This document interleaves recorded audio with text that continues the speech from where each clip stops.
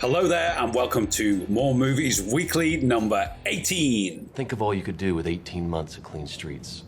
This is the podcast where we like to talk about film, cinema, movies, all those sort of things. My name's Greg Fisher. This legend sitting next to me is David Roberts. How's it going, Dave?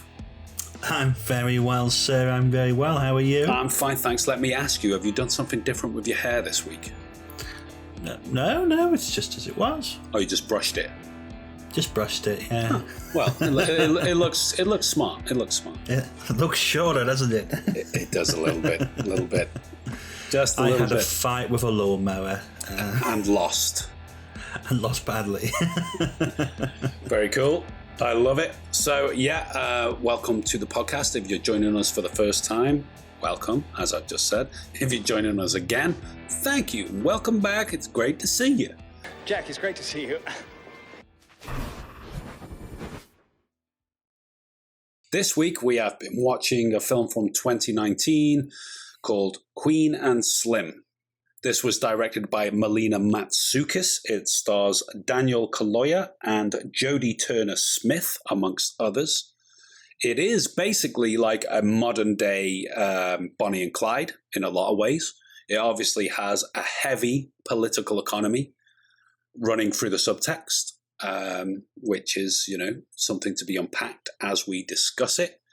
I'd never heard of it before, and it's on Amazon Prime at the moment in the UK anyway, so you can see it if you're an Amazon Prime customer. You can watch this film for free at the moment on Prime. I'd never heard of it. I was looking for something to watch Saturday night. I came across it. I said, "That's Daniel Kaluuya. What is this film? This looks pretty cool. Let's give it a spin." So we did. And I was completely blown away by it. Now, to quickly run over the story, there is a young couple there. As we meet them, they're on a first date. They're kind of discussing, the fact that they're on a date together, and you get to know them. There's a little bit of character development in that first scene. Then, on the way home from the date, driving back, and the car swerves slightly, and immediately lights go on behind the cars. The cops, they get pulled over. And you're thinking, oh, here we go, pulled over by the cops. Now, there's this one cop on his own, a terrible racist, awful racist cop, obviously just wants to, basically bust them for whatever reason, for nothing really. And they get into a little bit of a tussle, shall we say.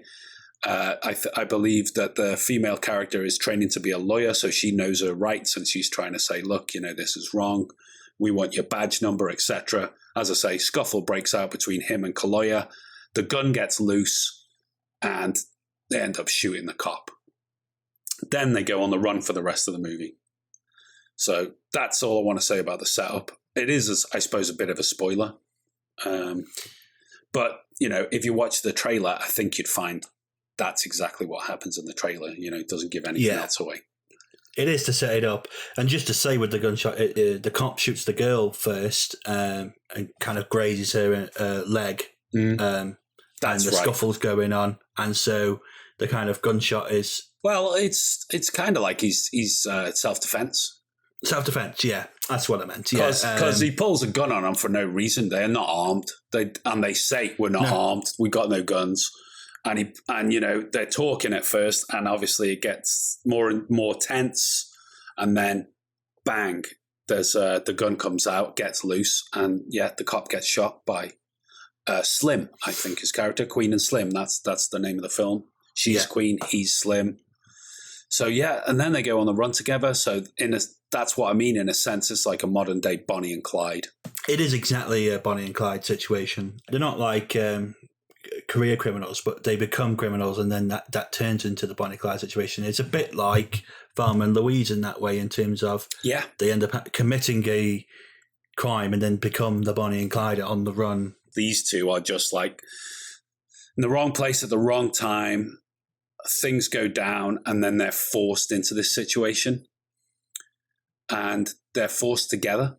It is a romantic film, as much as it is anything else. I think it definitely is. It definitely is a rom-com, and although they're not real people, they are very much an amalgamation of quite a few famous situations that have happened more recently in America, really. Well, obviously, straight away you think of the George Floyd situation.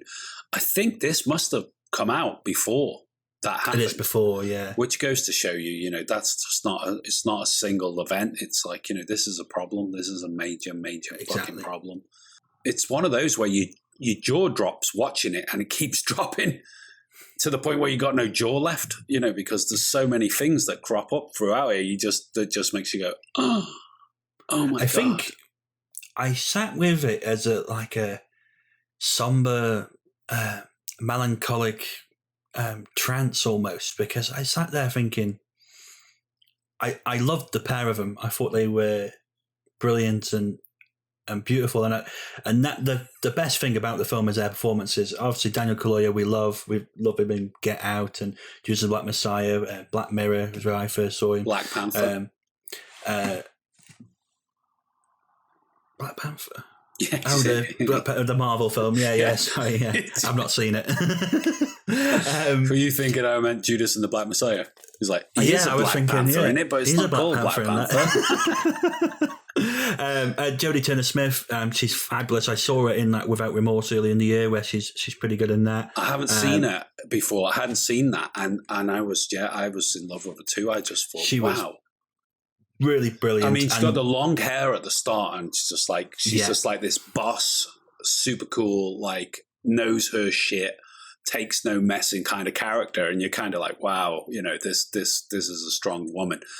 And and then obviously everything happens. She gets her hair cut because they both get their hair cut to in an attempt to disguise themselves slightly. And she's almost got this Grace Jones look going on, where she's got the short hair and everything. And I was in a trance as well, just looking at her. I think that's maybe why I missed a few bits out there. I was just like, oh, wow. Their relationship, it was so it's so real. Kind of right from right from that very first scene. Yeah. It wasn't like, oh, we just fall in love. It was, kind of, and there was nothing cheesy about it. Everything was real about it. It was like, eavesdropping on a real conversation.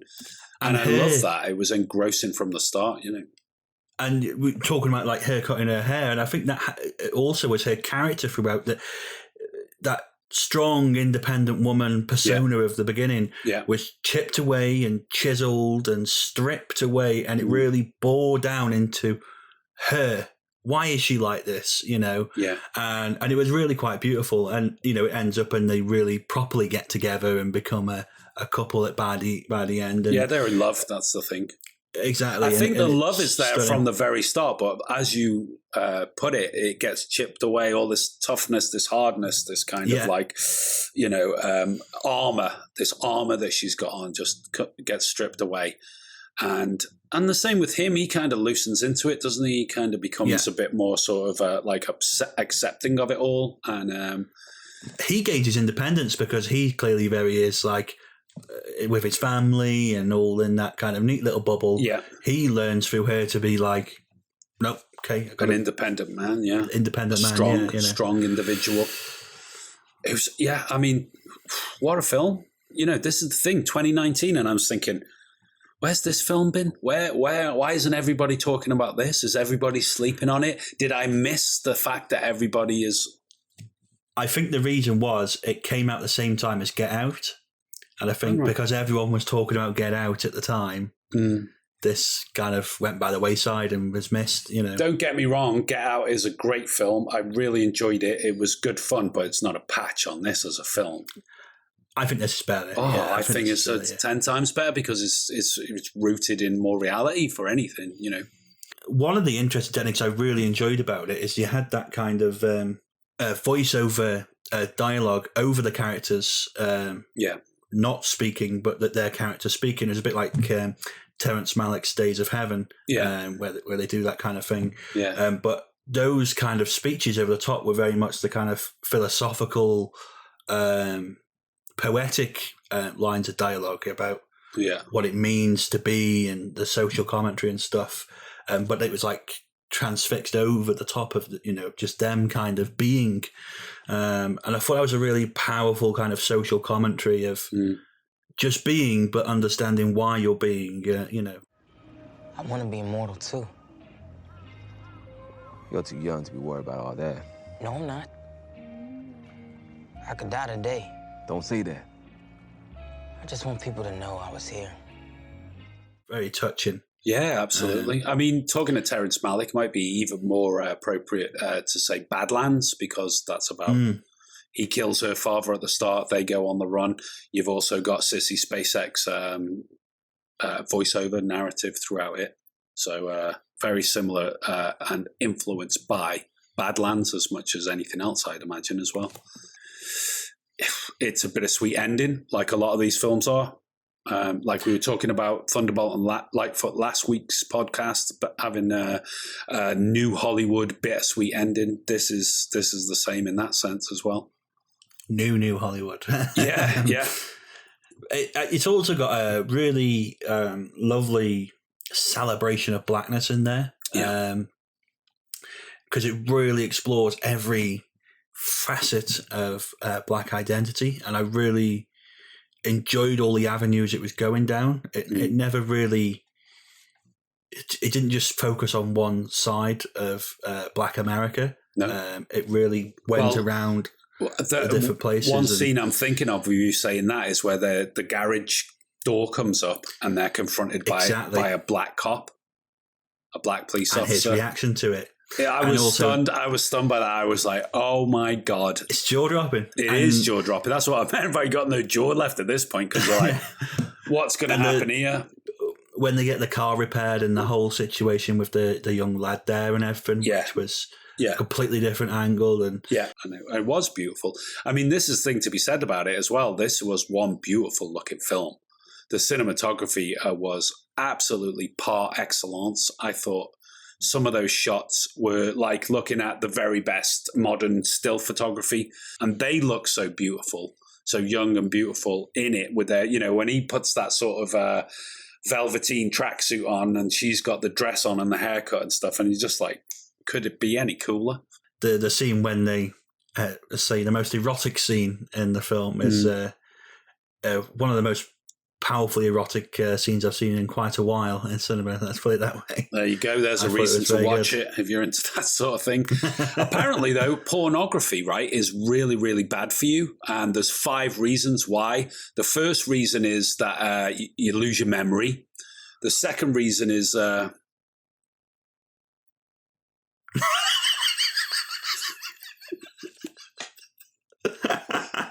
So, yeah, there we go. There's Queen and Slim. I don't know what more we can say about it without completely ruining it and putting people off. So this is top-class cinema. Dave, have the last word on this one for me, buddy. Stylish, provocative, thoughtful, par excellence. Go watch it. There you go, guys. It's safe to say Dave was jazzed by this movie. Too jazzy?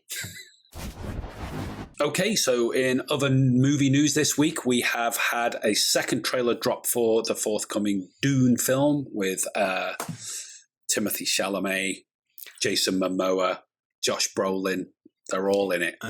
Oscar Isaac, Skarsgård, Dave Bautista. There is some women in it as well, like Zendaya, the very coolest person ever. Shang-Chen. Yeah. Anyway, second trailer's dropped. Extensive trailer. It's like 3 minutes long or something like that. It's the opposite of what we usually see. 1 minute trailers is like 3 minutes long. What did you think, man?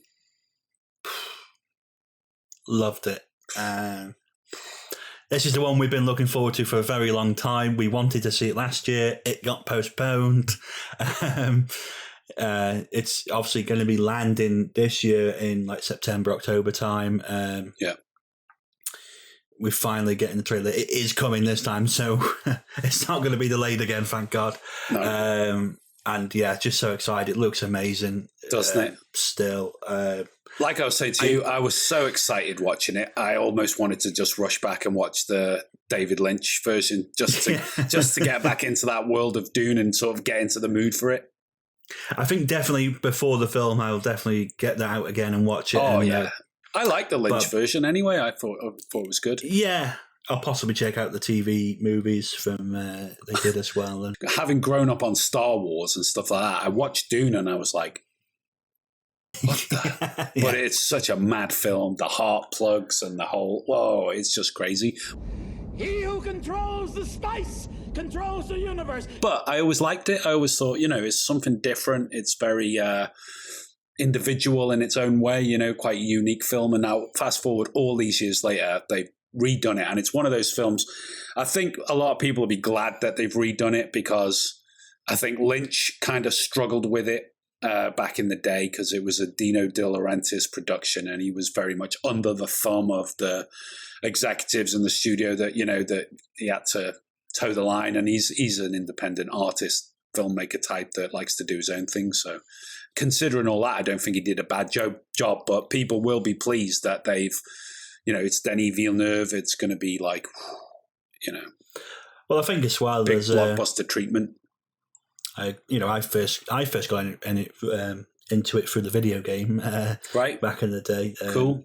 It's obviously a very interesting, as you say, individualistic kind of idea. It's a whole world that's built up. Yeah. And I think the problem with the original is great, but it is the kind of story that only really now can we truly make something worthy of it on screen. We can do justice with it with today's exactly SFX, basically. It's kind of like Marvel, isn't it? If you'd gone back 20, 30 years, you couldn't do what they're doing now with Marvel. You couldn't do justice to those films. I mean, have you seen the 90s Captain America films? I loved them, but they are terrible. They are terrible.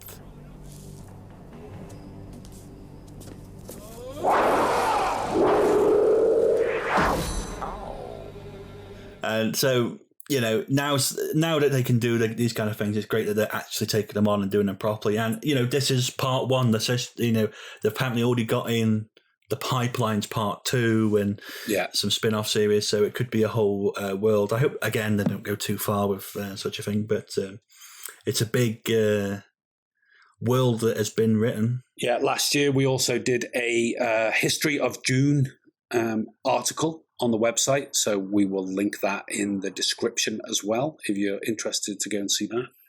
And we'll put the link to the trailer as well. If you haven't seen it yet, have a look. Let us know what you thought. Leave us a comment. To Dune or not to Dune? That is the question.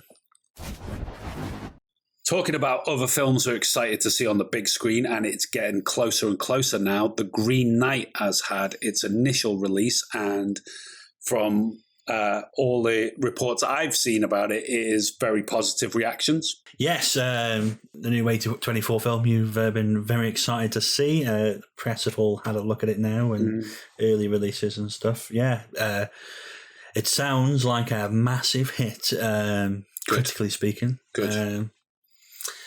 Disappointing, though, to hear that they've cancelled the release across here. What's going on with that? Why are they doing it to us? Are they just trying to sort of tantalise us? I think they're trolling us. That's yeah, like dangling the carrot, isn't it?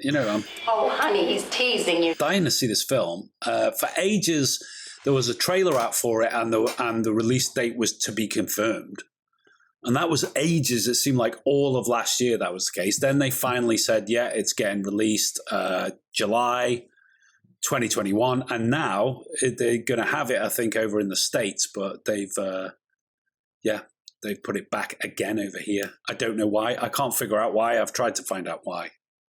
And it just all it says is like, oh, but due to the pandemic. But to me, the excuse doesn't add up when you look at every other film that's getting released. I mean, everything else is coming out, Suicide Squad and all these other films are at our cinemas, which are all open again now, and all this. So it doesn't really add up to me.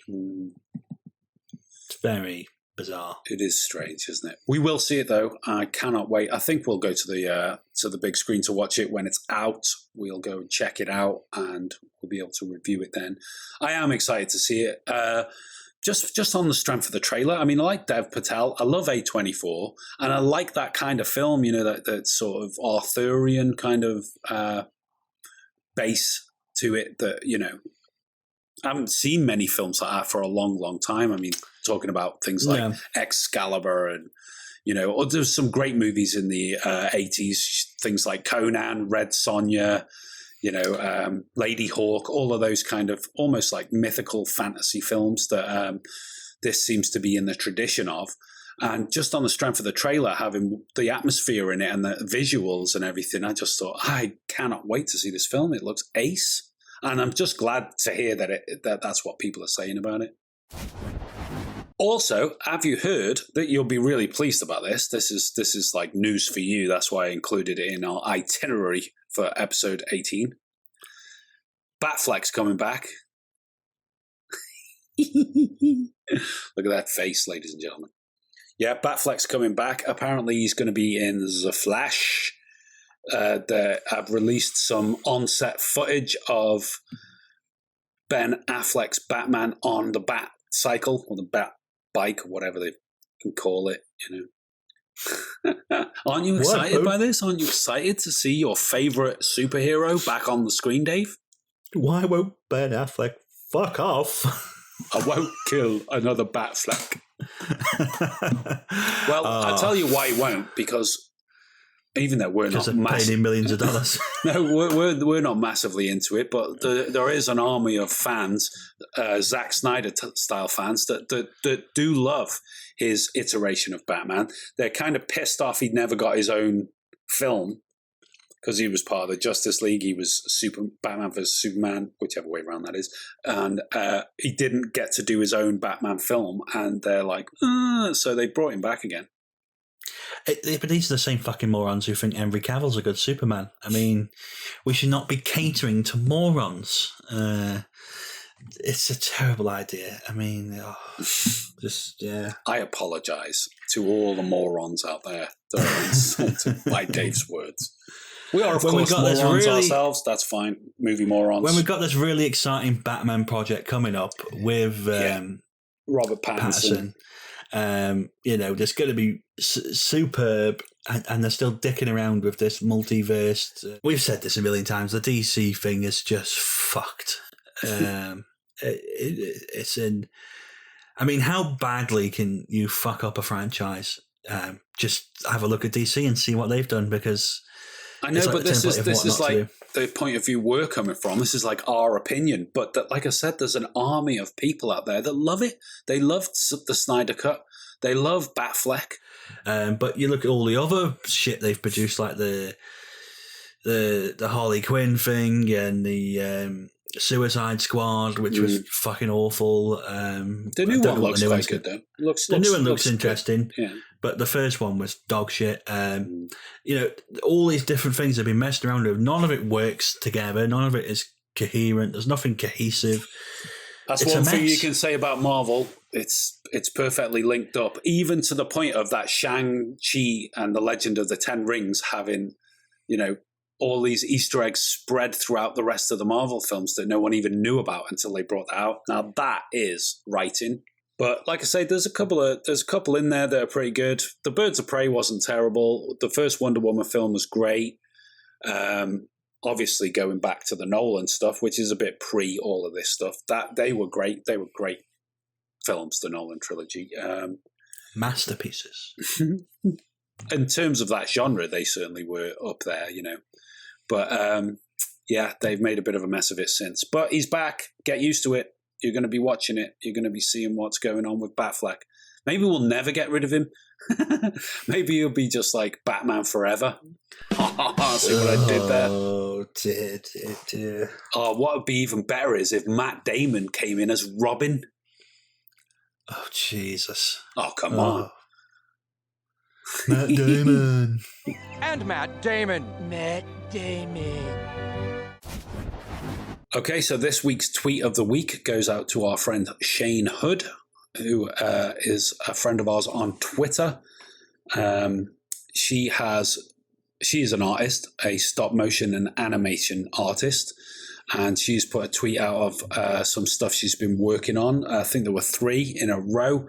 This is the first of them. I thought it was notable. I thought I really enjoyed what she's done there. Obviously, just using sand and shapes in the sand to create this animation. That for the audio only listeners, it says, it was the 3rd of June, another sleepy, dusty Delta day. work in progress 1 of 3. And as I say, there's a couple of them. So Shane is at Films by Shane. Definitely worth checking out her profile for things like this that she's posting at the moment. I thought that was very, very cool. Wanted to just give a shout out to Shane and say, super cool work. Keep it going. Excited to see more. What did you think of that, Dave? Looks great. Looks fantastic, doesn't it? I mean, the patience to put things like that together, I always find outstanding. Me too. Because we can appreciate ourselves as media producers, as filmmakers. We know how long these things take, and not just how long they take, but you've got to have a certain amount of talent and vision to be able to put them together in the first place. Such an eye to get it right. Yeah. The accuracy. Because I think as you fuck up one shot, you've got to start again. That's what I'd be like. There'll be sand going everywhere. I'd never get anything done. We've also been busy on our own website creating stuff this week. We've been writing away and creating posts. For example, This Week in Film History, which we bring out every week, which runs over the dates of any given week and lets you know what's been going on in Hollywood history and film history throughout the years. So it's full of events, releases, births, deaths, notable things that have happened. So that's up there if you want to go and have a look. We'll put the link in the description below. Absolutely. We've also had an article put together, the top 7 Olympic films in celebration of the Olympics now going on in Tokyo. We've picked out 7 films that celebrate athletic competition in the Olympics. So that's up on our website now for you to check out. Link in the description below, of course. And you have done a fantastic review for Gunpowder Milkshake, the new Karen Gillan action film that we both watched the other week. We did a reaction to the trailer already.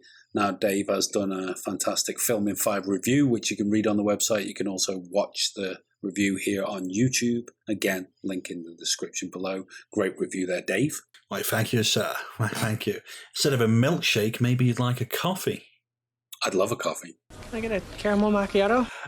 So if you enjoy our content, we really do appreciate your support. You can go over to buymeacoffee.com and buy us a double latte, espresso, vanilla, chocolate and hazelnuts, super duper triple mocha half coffee calf, over double there. calf, frappuccino. Or you can jump over to Patreon and you can become a Patreon and subscribe to us monthly if that's your dig over there. And there's some different packages and levels you can join right over there. Links all in the description down below. And please do come and join us on social media. So that's Twitter, Instagram, Facebook, TikTok, at More Movies For You, where you can see silly things such as the movie of the day. Today's movie of the day is going to be the day after tomorrow. So you'll find out what, Thursday, something like that. Sorry? What? Oh, it is the day after tomorrow. Well, this one was included in our top 9 disaster movies, which we published on the website last week, moremovies.co.uk. Go and check it out. May the force be with you. Live long and prosper, and have yourself a weird and wonderful day. And there we go, my friend. That's another week wrapped up into a tight little bow, packaged up, Jeff Bezos style, and pumped out straight into your living rooms, phone screens, on the bus, wherever you're watching it. God knows. Thanks for watching. Thanks for joining us. I hope you can come back and listen to us talk about movies and other related sundries again. Dave, you want to say goodbye? Bye. Bye. Keep watching more movies. Well, guys, that's it for this video. Thanks very much for watching. Don't forget to leave us a comment and smash that like button right here on YouTube. In the meantime, if you want to check out more of our reviews and articles, check out our website, moremovies.co.uk. And come and join us on social media, at moremovies4you. That's Twitter, TikTok, Instagram, Facebook, all of that jazz. And if you want to support us because you like our content, consider becoming a patron at patreon.com, or you can just buy us a coffee at buymeacoffee.com. All the links are in the description below. And to check out more of our filmtastic content, click on one of the buttons on screen now.